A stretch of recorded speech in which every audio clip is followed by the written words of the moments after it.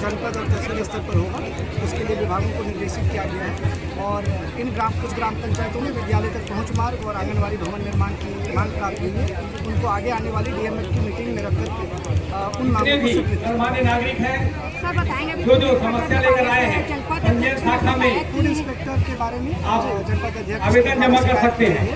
SDM को जो संबंधित एसडीएम साहब हैं उनको निर्देशित किया गया है कि वो जो भी शिकायतें हैं उनके बारे में जांच करके 3 दिवस के भीतर वो रिपोर्ट प्रेषित करेंगे और रिपोर्ट में अगर जांच में कोई दोषी पाया जाता है तो उस पर नियमानुसार कार्रवाई। सर औरई की स्कूल जो है प्राथमिक शाला वो 6 सालों से अधूरा पड़ा हुआ है, निर्माण हो चुका है, 2 लेवल तक पहुँच गए हैं लेकिन अभी तक के वो जैसा आप खुद बता रही हूँ वो 6 साल से लंबित है जी, उसकी जाँच करवाई जाएगी और उस विद्यालय को पूर्ण करवाएगी। सर अभी पंचायतों में वसूली के लिए सचिव सरपंचों को बोले गए, उसमें क्या बोले हैं सर? जो शासन की राशि ग्राम पंचायतों के विकास कार्य के लिए आते हैं उनका प्रयोग ग्राम पंचायतों के विकास कार्य में होना चाहिए। अगर कोई भी ग्राम पंचायत शासन की राशि को रखकर विकास कार्य नहीं करता है तो पहले उनको समय दिया जा रहा है कि वो उस भवन का निर्माण या रोड का निर्माण पूर्ण कर लें और ऐसा नहीं करने की स्थिति में एजेंसी से वसूली की कार्रवाई की जाए। लेकिन पाली तानाखार विधायक वहाँ बैठे हुए धरने पे इसके लिए ये जो आप मांग कर रहे हैं इसके बारे में जांच हो। यहाँ पंचायतों में बहुत सारे अधूरे काम पड़े, उसमें लिए क्या करेंगे सर? मैंने बताया आपको, जहाँ से भी अधूरे काम की शिकायत प्राप्त होती है सबों से वसूली की जाए। इस शिविर का आयोजन किया गया था और इस शिविर में हमने आप लोगों से भी बात की। सामान्य रूप से आप विभागों के पास अपना आवेदन देते हैं, लेकिन ये सोचा गया कि एक बार आप लोगों से ही 1 to 1 बात किया जाए ताकि आप आवेदन तो देते ही हैं और हमें भी ये अंदाजा लगे कि क्षेत्र में प्रशासन किस तरीके से काम कर रहा है।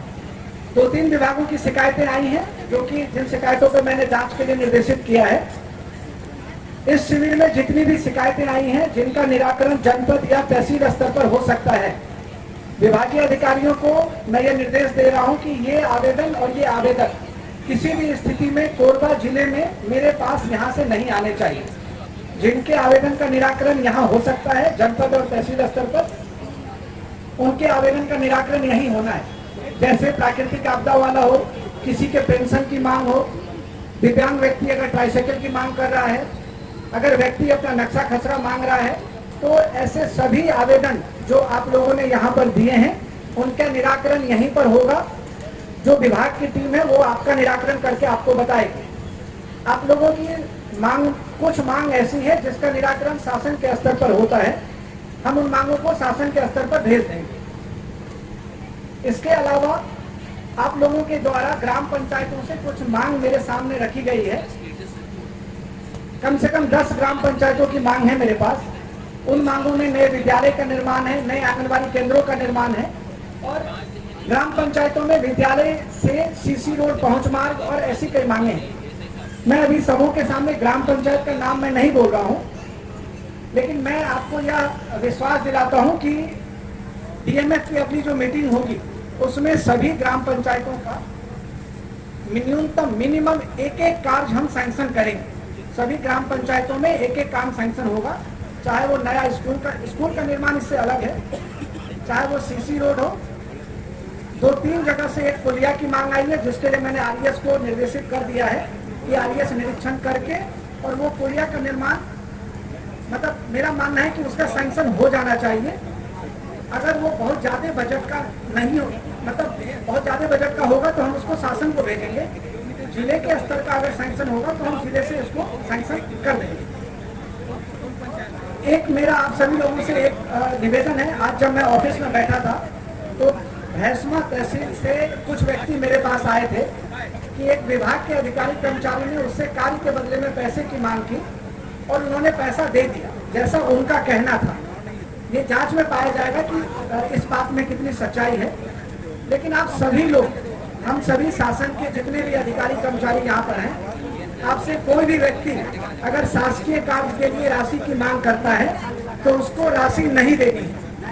इस बात को समझ लीजिए कि किसी भी अधिकारी कर्मचारी को शासकीय कार्य के बदले कोई भी राशि नहीं देनी।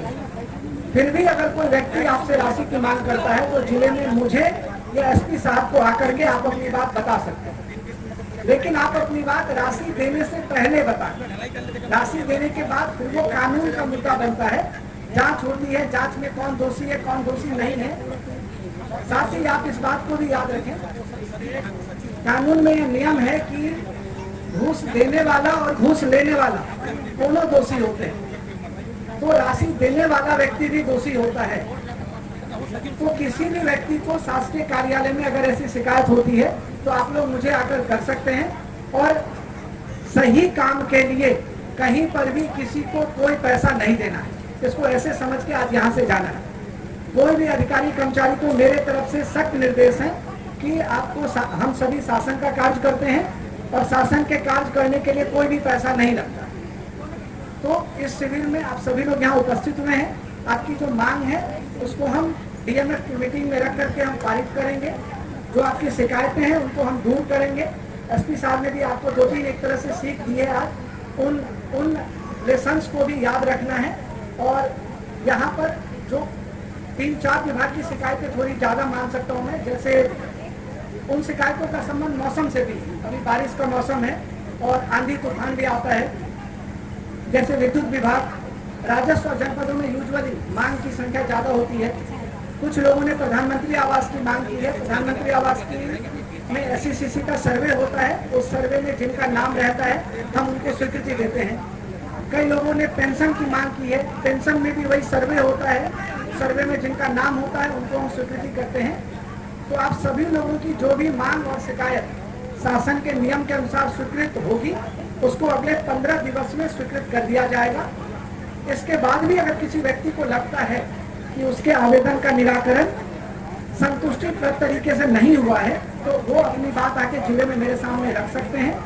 और आप सभी लोग यहाँ उपस्थित हुए हैं, आप लोग सभी लोगों ने अपना समय दिया है, इसके लिए आप सभी लोगों को बहुत बहुत धन्यवाद। आपके आवेदनों का गुणवत्ता को निराकरण किया जाएगा, ये मेरी तरफ से मैं आपको आश्वासन देता हूँ। और पुनः इस शिविर के संचालन के लिए ग्राम पंचायत को, सभी जनप्रतिनिधियों को और शासकीय विभागों को भी आपका धन्यवाद कभी ज़्यादा फ्रूटफुल होगा जब आप इनके आवेदनों का निराकरण करेंगे। मैं पुनः आप सबों को बहुत बहुत धन्यवाद देता हूँ। जय।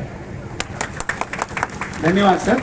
अब मैं महिला बाल विकास से अन्नप्राशन और सुपोषण टोकरी के लिए CDPO मैडम से निवेदन, आदरणीय collector sir, SP sir, CO sir से निवेदन। सर बतलाएंगे आज जो शिविर में आपने क्या संदेश दिया और कैसे दिए हेलमेट के लिए? देखिए, ये जो जन समस्या निवारण शिविर है, इनका उद्देश्य क्षेत्र में अगर कोई समस्याएं हैं, यदि कोई बेहतरी का काम हम कर सकते हैं वो प्रसारित करना है। क्षेत्र के अंदर हेलमेट अधिकतर लोग नहीं लगा के चलाते हैं, पुलिस इसके लिए जगह जगह लगातार सजग कोरबा का कार्यक्रम भी कर रही है, जिले थाना भी लगाया जा रहा है। आज हमारी जो बहनें यहाँ पे उपस्थित हुई थी, उनको संस्कृति से जोड़कर किस तरह हम अपने परिवार की रक्षा कर सकते हैं, हेलमेट लगा सकते हैं, साइबर फ्रॉड जो कि इतना बड़ा मुद्दा है उससे बचाव किया जा सकता है, और किस तरह हम अपने आप को सुरक्षित रख सकते हैं, कानून का पालन कर सकते हैं। इन सब चीज़ों में मेरी काफ़ी विस्तृत चर्चा हुई, जनता ने भी काफ़ी अच्छी तरीके से रिस्पॉन्ड किया।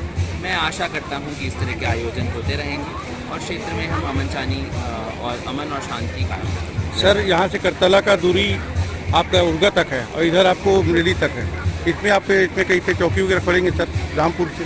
देखिए, चौकी और थाना का जो निर्माण होता है वो शासन स्तर से स्वीकृत चीज़ होती है, परंतु वर्तमान में जो हमारी सेटअप है उसमें हम जगह जगह अपना सजग कोरबा और चलुत थाना लगा रहे हैं, और हमारी ये पूरी प्रयास है कि हम क्षेत्र के अंदर कानून व्यवस्था कायम रख सकें, शांति व्यवस्था कायम रखें। आप उनको एक हेलमेट जरूर पहनाएं, वो असल मायने में उनकी सेवा और उनकी रक्षा करने के लिए होगा। कौन कौन बहन हेलमेट के बिना नहीं घूमने देगी? अब हाथ खड़ा करो। आप ऐसी बिना हेलमेट के जाने दोगे? जो प्यार नहीं करते हैं वो हाथ नीचे रख सकते हैं, बाकी जो प्यार करते हैं वो हेलमेट पहनाएंगे, ठीक है? आप नहीं उठा रहे हो? क्यों मैडम, आपके प्यार की कमी? जी, बहुत बढ़िया। सबको पहनाना है, ठीक है? सब बहन मन अपने परिवार में हर एक आदमी को फिर हेलमेट पहन के गाड़ी चलाना है, ठीक है? दूसरा जो शिकायत हमारे पास आती है करतला क्षेत्र से, मैं बहुत सारे आप लोग मुझसे कोरबा में मिलने आते हैं, मैं देखता हूं कि कई बारी फोन पे आपको OTP कहने के नाम से आपको धन मिला है, आपको लॉटरी लगी है, इसके नाम से आपका जो धान बेच के कमाया हुआ गाढ़ा आपका धन होता है, आपने अपनी मेहनत पसीने की कमाई से जो धन कमाया होता है, उसको लालच या अज्ञानता के चलते आप दूसरे आदमी को दे देते हैं।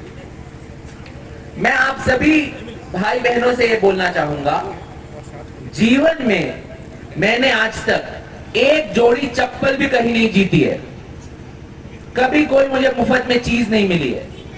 आपको यदि कोई भी कभी फोन करके बोले कि आपने ये फला फला लाख रुपया करोड़ रुपया जीत लिया है, आप इसमें पैसा दीजिए, आपको टैक्स देना पड़ेगा, उसके बाद आपको पैसा मिलेगा, तो हमेशा इसको सोचना कि जब हमें जीवन में कभी किसी ने एक पैकेट बिस्किट भी मुफ्त में नहीं दिया, अचानक से लाखों रुपया कैसे हम जीत सकते हैं? सही है कि नहीं है?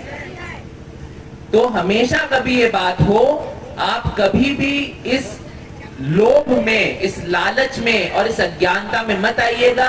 अपना पैसा कभी भी अकाउंट में ट्रांसफर नहीं करना है किसी को। पहले क्या होता था, जो हमारे पूर्वज थे वो जमीन के अंदर धन को गाड़ के रखते थे, तिजोरी के अंदर छुपा के रखते थे, पर आज की जो तिजोरी है सब लोगों का खाता खुला हुआ है और उसका पासवर्ड, उसका ओटीपी, उसका पिन ही उस तिजोरी की चाबी है। तो इसको किसी से भी शेयर नहीं करना है, किसी को बताना नहीं है, चाहे आपको कोई कुछ भी बोले, ठीक है? तीसरा जो बिंदु है वो मैं ये आप सबको विश्वास दिलाना चाहता हूं कि कोरबा पुलिस आप सबकी एक दोस्त के रूप में काम करना चाहती है। इस तरह के शिविरों में अगर आपके, मैंने आज देखा एक बहन जिसके आकाशीय बिजली गिरने से उसको पैसा नहीं मिल रहा था, अगर आकाशीय गाज गिरने से, पानी में डूबने से और सर्पदंश होने से यदि आपके परिवार में या किसी आपके जान पहचान वाले की मृत्यु हुई है, तो शासन के स्तर से आपको 4 लाख रुपए की सहायता राशि दी जाती है। उसमें आपको किसी को कोई भी पैसा देने की जरूरत नहीं है। पुलिस आपकी रिपोर्ट यदि नहीं दे रही है, आप उसकी शिकायत हम तक कीजिए, उसको समय पे आपको रिपोर्ट मिलेगी। एंड कलेक्टर साहब के साथ हम लगातार इस बारे में चर्चा करते हैं, कलेक्टरेट से भी तत्काल आपको इसकी सहायता राशि देगी। तो गर्मी भी हो रही है, मैं देख रहा हूं सब लोग जनमन से पंखा भी डुला रहे हैं, तो मैं अधिक समय नहीं लूंगा, परंतु मैं फिर से एक बारी आप सभी से आशा और ये विश्वास करके बता रहा हूं कि अब मुझे जब आऊं इस तरफ तो मुझे हेलमेट दिखेगा कि नहीं दिखेगा? कौन कौन दिखाएगा? हाथ खड़ा करो फिर। ठीक है।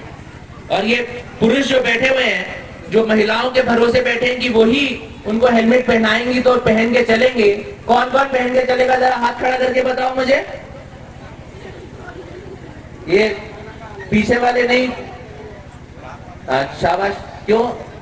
वेरी गुड, ठीक है। और पीछे वाले नहीं दिखे मुझे? बहुत बढ़िया। अब अगली बारी से देखिए, हमारी मंशा चालान काट के आपका पैसा लेने की नहीं है। कोरबा पुलिस की मंशा है कि आप सुरक्षित रहें। हम चालान काट के भी आपको आपके 500 रुपए का चालान काट सकते हैं, हमारी वो मंशा नहीं है। हमारी मंशा है कि आपका परिवार और आप सुरक्षित रहें, ठीक है। इन्हीं शब्दों के साथ जय हिंद, जय भारत।